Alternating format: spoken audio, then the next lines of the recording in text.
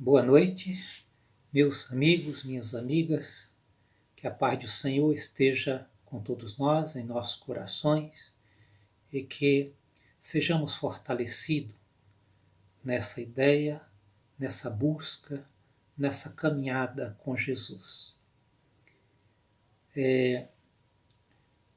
Na vida há muitos desafios.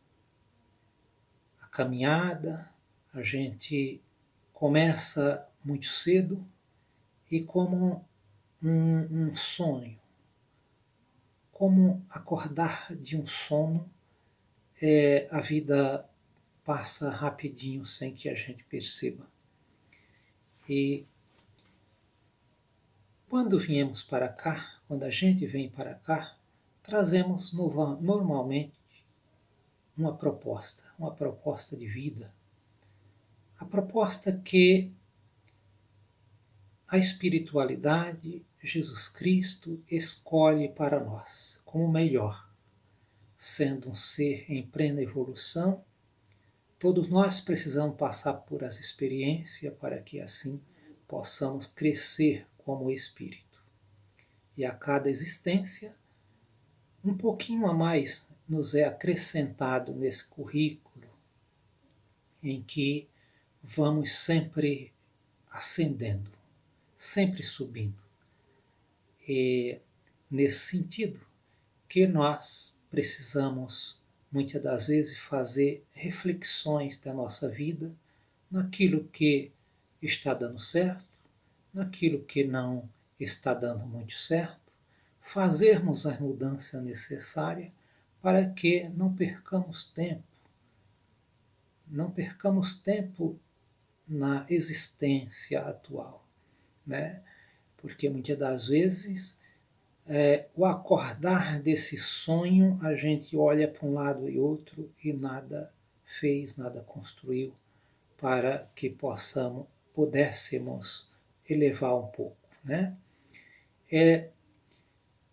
Nessa noite nós faremos uma reflexão do livro do Raul Teixeira, Desafio da Vida Familiar, precisamente o capítulo 5, que tem como título Separação Conjugais.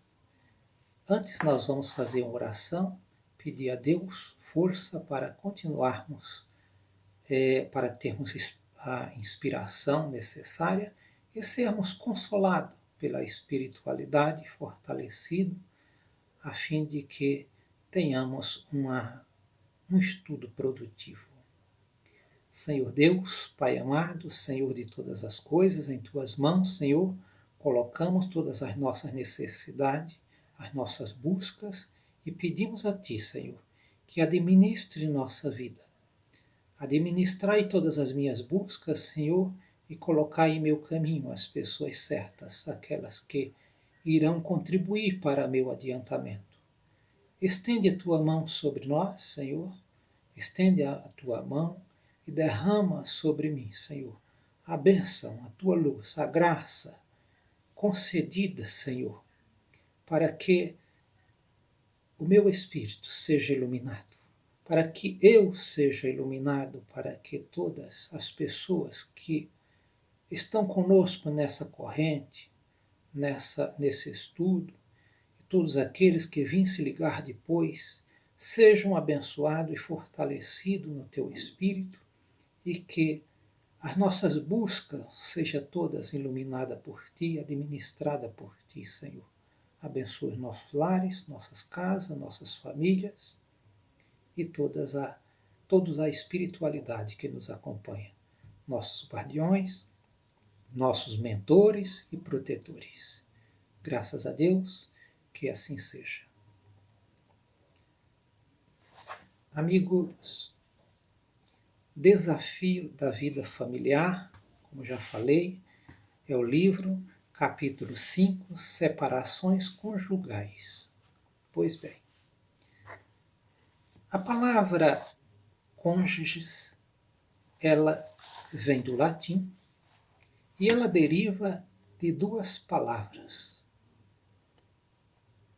que é com, que significa juntar ou unir. A segunda palavra é jugo, ou seja, jugo significa uma imposição que é colocada sobre uma ou duas pessoas. Melhor, duas pessoas, jugo, porque o jugo significa canga. E a canga é uma peça de madeira em que é colocada sobre o pescoço de dois animais, no caso dois bois, e através dessa peça eles têm ou melhor, eles puxam o carro, né? A peça chamada de canga, ela é curvada, duas curvas na ponta, com 5 furos, um no meio e 2 em cada ponta. Em cada um dos furos que estão ao lado, dos lados, vai uma peça também de madeira chamada canzi. E após elas serem colocadas na canga, fica um espaço de 30, 40 centímetros, que é justamente o local onde o pescoço do boi é colocado. Por baixo é abraçado com uma corda de couro, que se dá o nome de brocha. No meio da canga, no furo do meio, é colocada uma outra corda que chamamos de tamboeiro. E esse tamboeiro, ele é fixado ao cabeçalho do carro, né?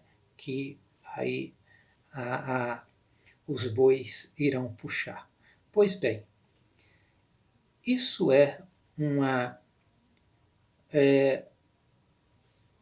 ferramenta, uma forma de trabalhar muito antiga, e na época de Jesus, muito usado. E por isso há algumas passagens de Jesus falando sobre o jugo.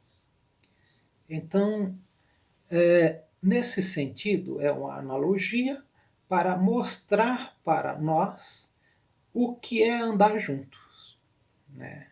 Então, quando se fala a palavra cônjuges, está nos se referindo a essa conjugação, essas duas palavras, como já falei, que vêm do latim, ou seja, unir, julgar, né? Conjugar. E então, ou seja, união e jugo. União, ou seja, são duas palavras que formam uma única palavra para nós no português, conjugar, né? Então é nesse sentido que essa palavra aparece no Evangelho. Pois bem, quando nós colocamos dois bois para trabalhar, usamos essa peça e ali ele é domado, ele é treinado, aprendendo a trabalhar, vai aprender a trabalhar. Quase sempre um aceita o trabalho, o outro não. Raramente os dois aceitam a mesma sujeição daquele jugo, daquela canga, de puxar o carro, de colocar força, de ir para frente, né? Sempre tem um que fica para trás. É muito impressionante, porque muitas das vezes o domador ou o carreiro, como é uma palavra usada, dada à pessoa que trabalha com esses animais, ainda hoje isso é uma prática muito comum em Minas Gerais, no Nordeste, nas regiões onde mais existe a agricultura familiar naquele naquela prática ainda muito artesanal, né? E então, volto a dizer, o boi muitas das vezes não aceita o trabalho. É muito comum que um aceite e o outro não. Às vezes um é covarde, o outro é ardigueiro, ou seja, rápido, um é mais lento, o outro é mais ligeiro. Então, nem sempre a gente consegue juntar dois animais que têm a mesma natureza, ou seja, que são os dois lentos ou os dois rápidos, sempre um e o outro, um segurando o outro. Acontece que na vida a dois, essa analogia também serve bastante, né? Porque na vida a dois acontece muito disso. As pessoas se unem, se casam e depois de algum tempo aparece justamente os defeitos, né? Porque no momento em que se namora, é aquele momento em que se esconde as dificuldades, os defeitos, aquelas tendências não muito boas. É muito comum quando começa o casamento, quando começa o namoro, as pessoas mostrar o lado bom. Você está sempre alegre, sorrindo e para lá, aceita tudo, mas quando começa a vida a dois, não muito depois, isso já aparece alguma coisa, alguns problemas. E é justamente essa analogia com o serviço braçal, com o serviço usando o animal para trabalhar, que a gente traz essa comparação olhando bem as manhas que todos nós temos, sabe? Que impomos sobre os outros, principalmente aquele que está mais próximo de nós. Então, veja, quando Jesus fala do jugo, primeiro no capítulo 11 de Mateus, versículo 30, ele vai naquela passagem onde ele convida todos nós para estar com ele, e ele começa dizendo: venham a mim todos vocês que estão maltratados, estrupiados, e eu vos aliviarei. Aprendam de mim que sou manso e humilde de coração, e vocês encontrarão descanso para vossas almas, porque o meu jugo é suave, o meu fardo é leve. Aparece aqui a palavra jugo, né? O jugo de Jesus é suave. Por que o jugo de Jesus é suave? Porque ele não coloca sobre nós um peso maior do que suportamos. É nesse sentido que o jugo é suave. Porém, ele não disse: venham a mim e eu vos livrarei do jugo. Ele não disse isso. Ele promete para nós que, estando com ele, o jugo dele é suave, né? Então, veja, não vivendo aqui na Terra, estando aqui na Terra, a gente sabe que estamos num mundo de provas e expiações. E nessa caminhada em que nos encontramos, temos que experienciar todas as coisas. A questão de número do Livro dos Espíritos, de número 132, ele vai dizer, a espiritualidade nos informa, devemos vivenciar todas as experiências, porque enquanto não passarmos por elas, não aprendemos. Então, aí está o jugo, porque nos é colocado à prova. Isso é um jugo.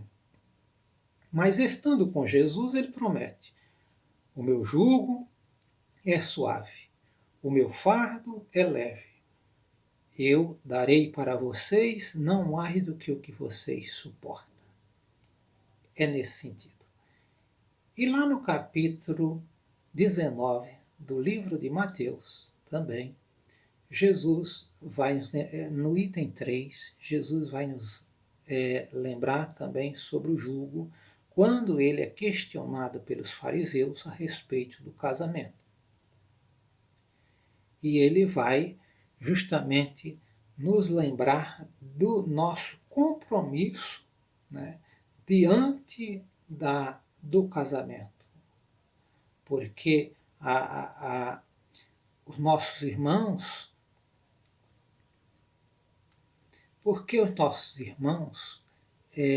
os apóstolos, ficaram surpresos com a resposta de Jesus quando questionado pelos fariseus a respeito do casamento, que eles perguntavam se era permitido ao homem se divorciar de sua mulher.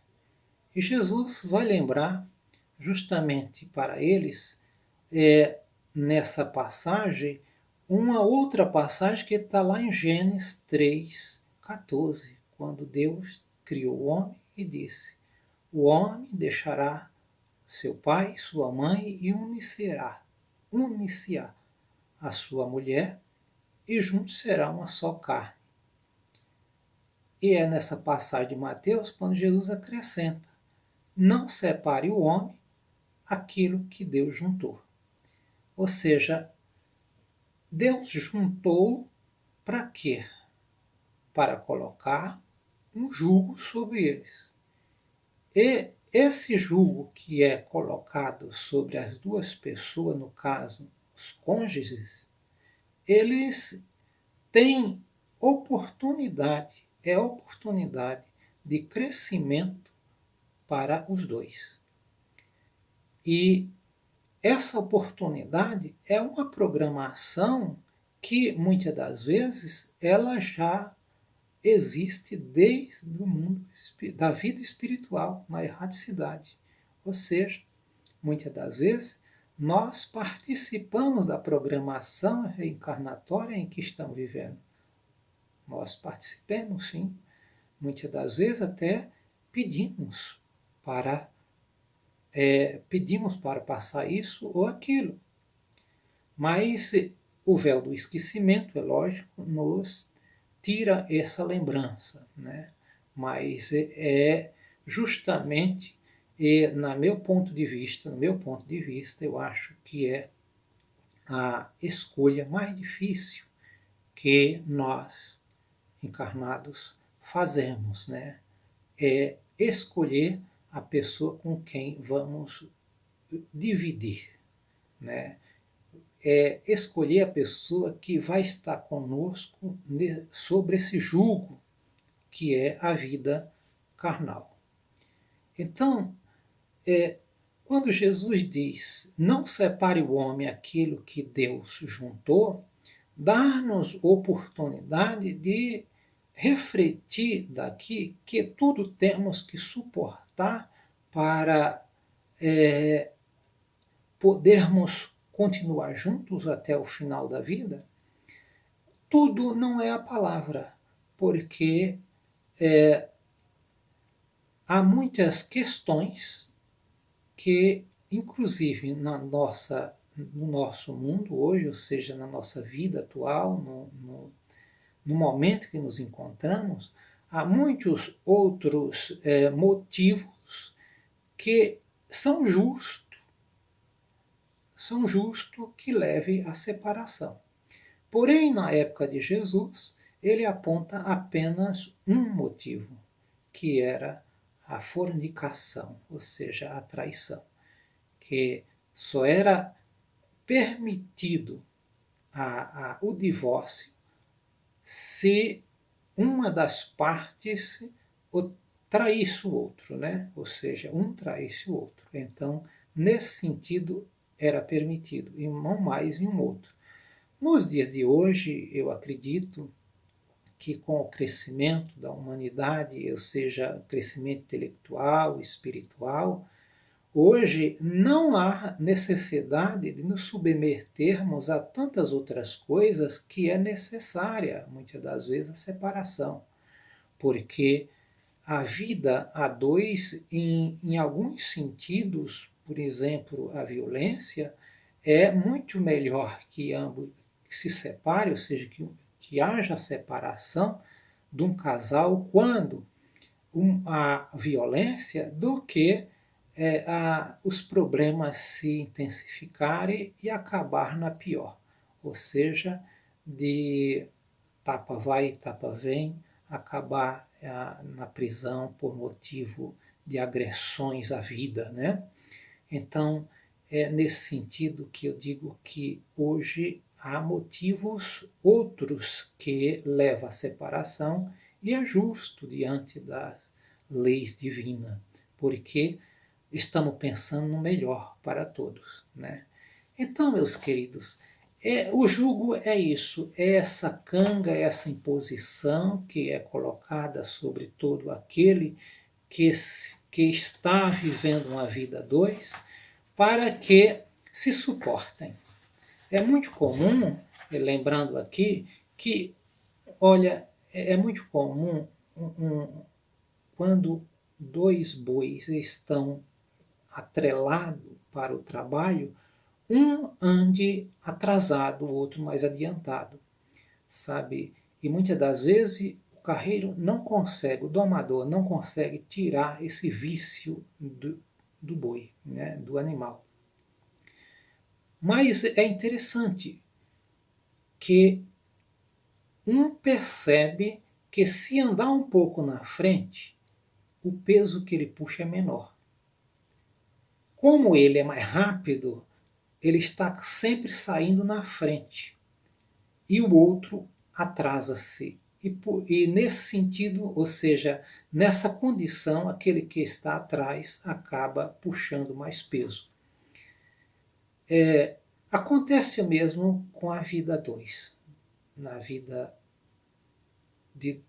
dos cônjuges, ou seja, duas pessoas que se unem, que trabalham, que se casam, que têm uma proposta de vida, muitas das vezes um se escorar no outro, deixar sempre a responsabilidade para o outro resolver, né?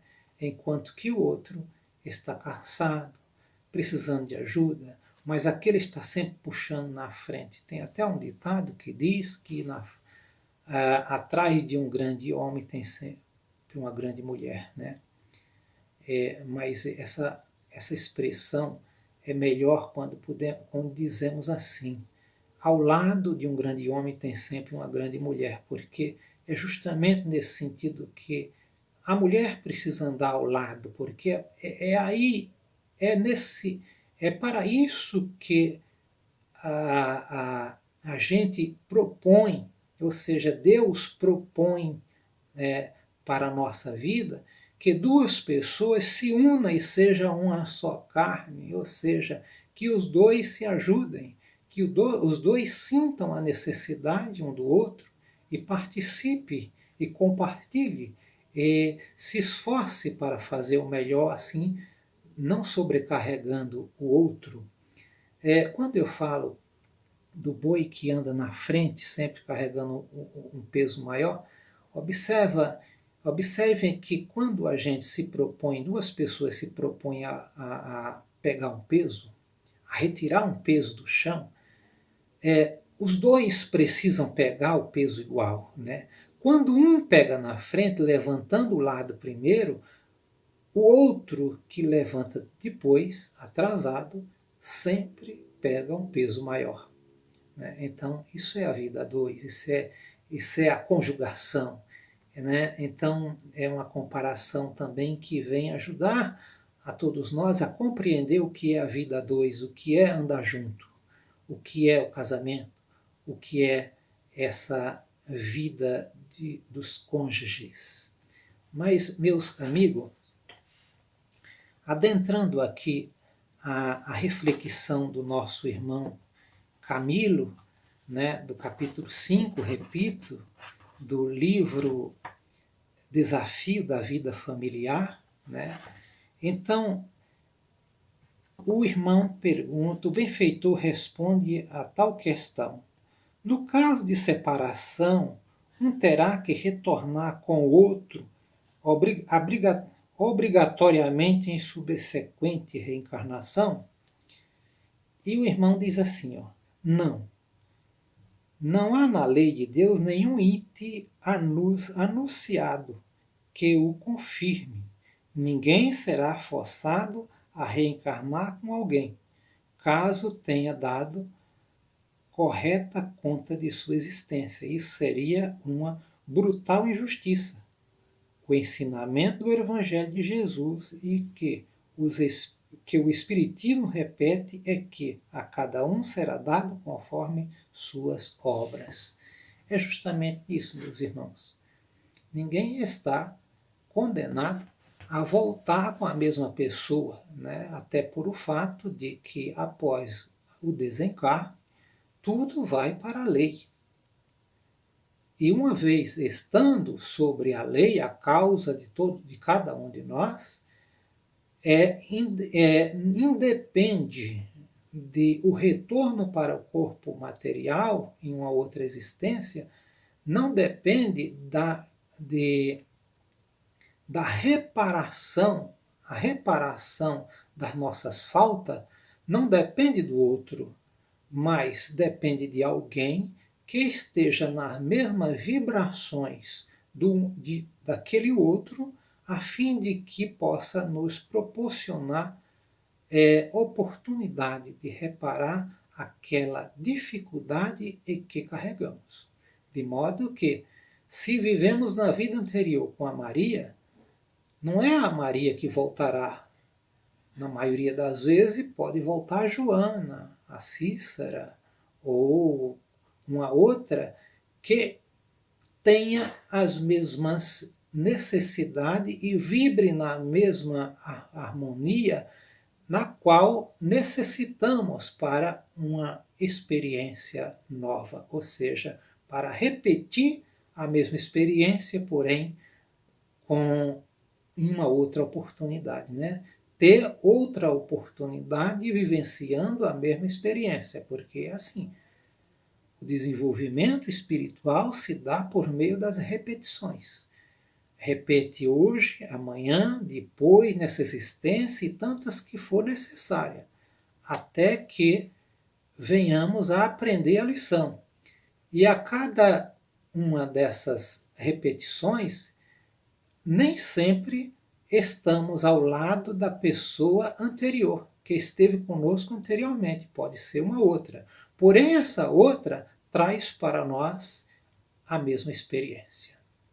Então, uma vez a causa estando na lei, nós temos que, ou seja, nós vivenciamos as mesmas situações quando precisamos, a mesma experiência, mas quase sempre com pessoa diferente, com outra pessoa, né? Assim é a lei. Por isso que é muito importante, enquanto estamos a caminho, ou seja, enquanto estamos vivendo com a pessoa que está ao nosso lado, que possamos viver da melhor forma possível, a fim de que as nossas culpas, nossa dificuldade, não vá para a lei. Caso indo, tudo fica mais difícil.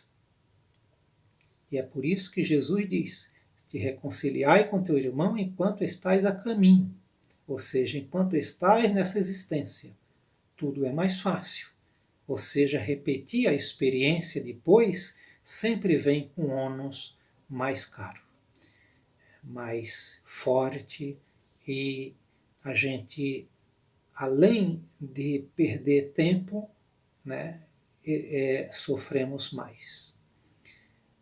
Uma outra questão: muitos são as vezes em que o casal se une legalmente e quando o tempo mostra que foi um equívoco, ou um ou ambos se sentem insatisfeitos. Nesse sentido, aparecem pessoas que lhe completa o equilíbrio, o psiquismo. O que fazer? Tem-se o direito de afastar-se da antiga ligação para tentar ser feliz com a nova pessoa? E o benfeitor vai dizer: essa é uma questão bastante delicada, em virtude dos elementos que comporta. Então, precisamos ver bem, né? Embaixo ele vai dizer assim: O bom senso nos diz que deve ser dessa forma, suave quando ocorre um acordo adulto do casal em que ambos se liberem reciprocamente para que cada um faça da sua vida o que achar de melhor. Então é nesse sentido, sabe? Muitas das vezes Deus coloca em nosso caminho pessoas, né, que vivemos uma alegria, vou dizer assim, uma alegria. Seria a paixão. Que naquele momento, para nós é a pessoa certa. Mas a paixão, essa alegria, passa rápido. E após passar, a gente olha e vê que não tem nada a ver com aquilo que buscamos. E no meio do caminho aparece uma outra alegria, uma outra paixão, e assim, um após outro, experiência, a gente vai se viciando, entrando para um quadro bastante complicado, que diz respeito a encarnações anteriores. Ou seja, provavelmente estão repetindo experiências de vidas passadas. Em outra vida, também tivemos essa coisa de pular de galho em galho. Mas o benfeitor está dizendo aqui que, se isso vir acontecer, que tenhamos paciência e amadurecemos a ideia a fim de convencer a outra pessoa que está conosco a entender que aquilo acabou, que não há mais nada, que não há mais liga, para que ela, indo sendo preparada, possa aceitar de forma leve, ou seja, reciprocamente a decisão seja tomada, ou seja, bom para mim, bom para você, e isso venha a acontecer em pleno acordo, um dos dois, e ambos se liberem para a nova experiência. Acontece que nem sempre as coisas andam dessa maneira, por conta das nossos impulsos, das nossas emoções, daquele momento em que a gente não pensa antes de falar e acaba metendo os pés pelas mãos, tirando a oportunidade da outra pessoa se preparar para aquilo que a gente está querendo, né? Ocorre que, aí vai dizer embaixo, ocorre que, incontestáveis vezes, a pessoa se depara com almas que fizeram parte do seu pretérito em ligações serenas, em relacionamento desgastados, ou seja, está se referindo a vidas passadas, como eu já disse, né? Em vidas passadas teve experiências e retorna com aquela mesma emoção e vai pulando de galho em galho, nada bom para a evolução espiritual, simplesmente está repetindo, né, experiências passadas e não conseguindo tomar as rédeas da sua própria liberdade e do seu próprio compromisso espiritual, né? Uma outra coisa é que Deus coloca em nosso caminho, muitas das vezes, pessoas que vai conviver conosco e é aquela pessoa que nos vai propor, né, experiências que estamos precisando para o momento, né? E quando a gente larga aquilo pelo meio do caminho, simplesmente a gente desistiu ou desiste de uma oportunidade que a espiritualidade desenhou na nossa existência para a nossa própria melhora. Então, vejam outra questão bastante interessante. Se o relacionamento desgastou-se para um, este deverá levá-lo adiante só para não fazer o outro sofrer, e a sua felicidade não deve estar, não tentar, não deve tentar reencontrá-la, ou seja, não deve reencontrar sua felicidade. É bastante complicado isso também, porque, volto a dizer, Deus colocou no seu caminho justamente a pessoa certa, não é aquela que você ama.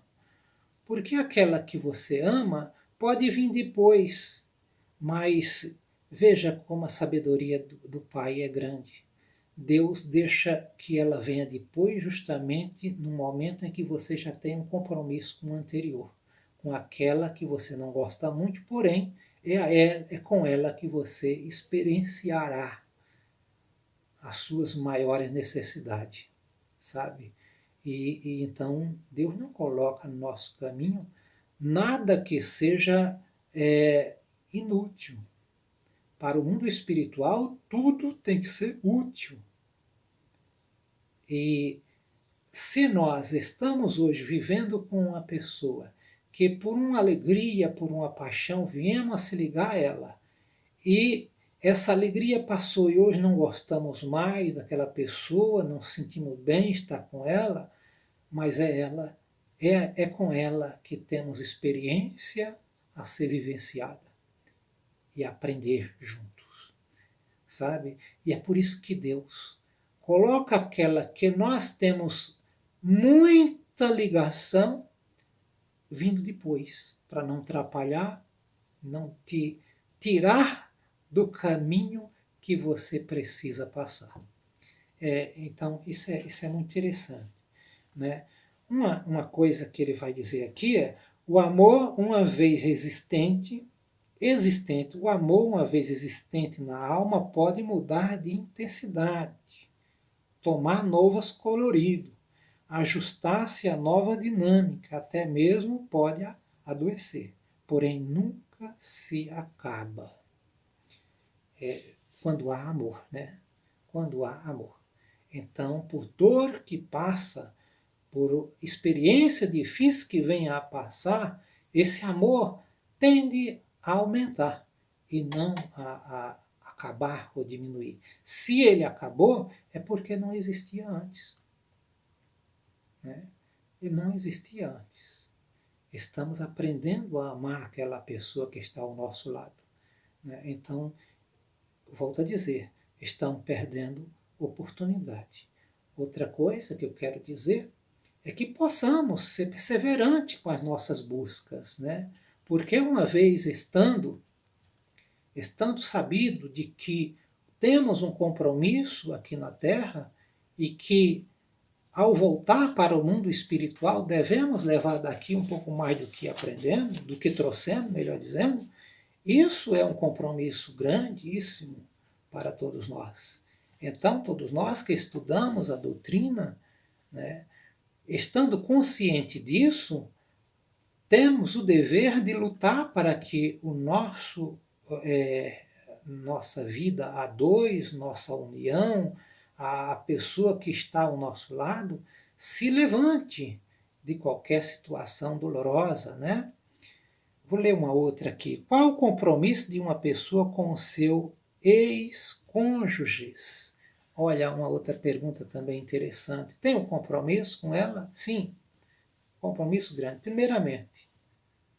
Primeiro compromisso, desejar o bem. Desejar o bem, fazer o bem na medida do possível, sempre que tem oportunidade. Principalmente quando tem filhos. Quando tem filho no casal. E outra coisa, não fale mal da pessoa, do seu ex ou da sua ex, não fale mal para os seus filhos. Né? Diante dos seus filhos, não fale mal. Eu diria para você que não fale mal de forma nenhuma, mas tenha muito cuidado em não falar mal do seu ex ou da sua ex na frente dos seus filhos. Mas, se possível, fique calado. Em toda situação, fique calado, mas se possível, fale bem. Porque é falando bem que você vai inculcar na cabeça daqueles filhinhos, daquele pequeno, daqueles seus rebentos, coisas boas, positivas. E eles crescerão sadio. É por isso que temos que falar bem, para que eles não adoeçam. Pais e mães que falam mal do seu ex, da sua ex na frente de filhos, tende a causar enfermidade no próprio filho e também em você. Lembro-me de uma historinha contada pelo Rossandro, que ele diz o seguinte: certa vez, ele ainda era jovem, chegou, a mãe dele, na verdade, contratou uma moça para trabalhar em casa, do serviço doméstico. E depois de alguns dias, ela na casa, é que perceberam que aquela menina estava grávida. Ela vinha de um casamento que não deu certo por conta de vícios do marido, e ela largou aquele marido, foi para a capital, e estando lá, foi para a cidade, né, e estando lá, arrumou esse trabalho e ficou morando na casa do Rossandro. Depois que descobriram que aquela menina estava grávida, ela ficou muito desesperada, imaginando que seria demitida do emprego e agora como é que fica, porque ela não tinha para onde ir. Mas a mãe do Rossandro, uma pessoa muito centrada, falou para aquela moça: você fique tranquila, você não vai ser demitida, você vai ficar aqui, nós vamos cuidar dessa criança, você vai ter seu filho. E então aquela moça se tranquilizou e teve o seu filho na casa da mãe do Rossandro, né? E depois que teve aquele filho, a mãe do Rossandro sempre presenciava em comentários daquela moça falando muito mal do marido. Ela falava muito mal do marido. Mas quando aquela criança nasceu, a mãe do Rossandro chamou ela a uma conversa e disse: olha, você teve seu filho, agora você vai me prometer que nunca mais falará mal do seu ex-marido na frente do seu filho, nem fora da presença dele. Porque ele precisa de crescer tendo uma imagem boa do pai dele. Então, em vez de você falar essas coisas que você vem falando, você diga para ele, desde já, que o pai dele foi um homem bom, que o pai dele era um engenheiro, que o pai dele era um homem digno. É nesse sentido que você vai levar, ou seja, você vai criar o seu filho inculcando essa imagem positiva na cabeça dele. E aquela moça ficou um pouco revoltada com essa proposta, porque ela tinha muito ódio do marido, e aos poucos ela foi pensando, enquanto a criança crescia, e ela foi falando bem do pai daquela criança para a criança. Mas, alguns anos depois, ela foi embora. Ela saiu de lá, de Campina Grande, né, que é a cidade do Rossandro, e veio para São Paulo. E aquela moça sumiu por muitos anos, ninguém sabia, tinha notícia dela. E certa vez, já muitos anos depois, o Rossandro diz que estava andando na 25 de março aqui em São Paulo e, assim, por acaso, se esbarrou com aquela moça e reconheceu ela no momento. Reconheceu ela e foi uma alegria muito grande, porque eles gostavam muito dela, e logo queria notícia de tudo que tinha acontecido com ela, e então ela disse que estava muito bem. E então ele perguntou pelo menino, pelo filho, e ela diz: ah, o meu filho, eu ouvi os conselhos de sua mãe, que sempre deveria falar bem do pai do meu filho. E ele cresceu, eu criei ele falando bem, dizendo que era um homem honesto e que era um engenheiro. Então o menino cresceu dizendo que queria ser como o pai dele. E não é. Que hoje ele está formado, é um engenheiro, a graça de Deus. Eu tenho a agradecer a sua mãe por ter me dado esse conselho. E hoje o meu filho é um cidadão. E eu não sei nem como dizer para ele que o pai dele não era um engenheiro, mas sim um bebum que morreu de cirrose. Olha, meus amigos, eu gravei essa historinha contada pelo Rossandro, coisa que ele vivenciou, né? Conhece muito bem esse caso. E eu fiquei pensando como é importante falar bem das pessoas, inclusive para os nossos filhos, né? Inculcar na cabeça deles coisas boas. Entendeu? Então é assim que a gente vai aprendendo com as nossas necessidades, com as nossas buscas, com as pessoas boas, as pessoas que têm o que acrescentar em nossa vida. Eu queria dizer também para vocês que é preciso que todos nós tenhamos paciência com o cônjuge, com a pessoa que está conosco, ao nosso lado. Incentivá-la a melhorar, muitas das vezes, porque as pessoas também adoecem. E às vezes ao nosso lado tem uma pessoa doente que a gente não percebe. Não percebe que aquela pessoa está doente e ela começa a ficar largada, não se cuidar mais, não corresponde mais aos estímulos do parceiro e ela vai ficando como esquecida, o parceiro ou a parceira que está no outro lado, muitas das vezes sente falta e aquela pessoa não corresponde em vários sentidos, não apenas no carinho da vida a dois, que é comum para todos nós, mas também na própria alimentação, no convívio, na conversa, no cuidar dos filhos. E nós temos o compromisso de cuidar do outro, porque o casamento também é assim. Se nós não cuidarmos, ele acaba, sabe? Precisa de cuidado, precisa de manutenção. E quando nós cuidamos um do outro, podemos muitas das vezes detectar problemas que está enrustido, muitas das vezes escondido, que a pessoa tem vergonha de falar ou que nem sabe que está tendo aquele problema.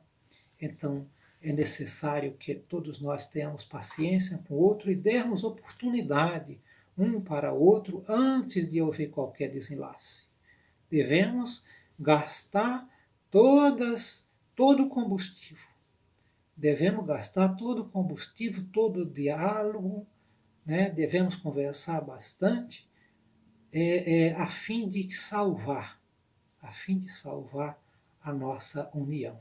Porque se Deus nos uniu, não é nós agora que vamos desunir aquilo que Deus uniu, salvo alguns problemas necessários.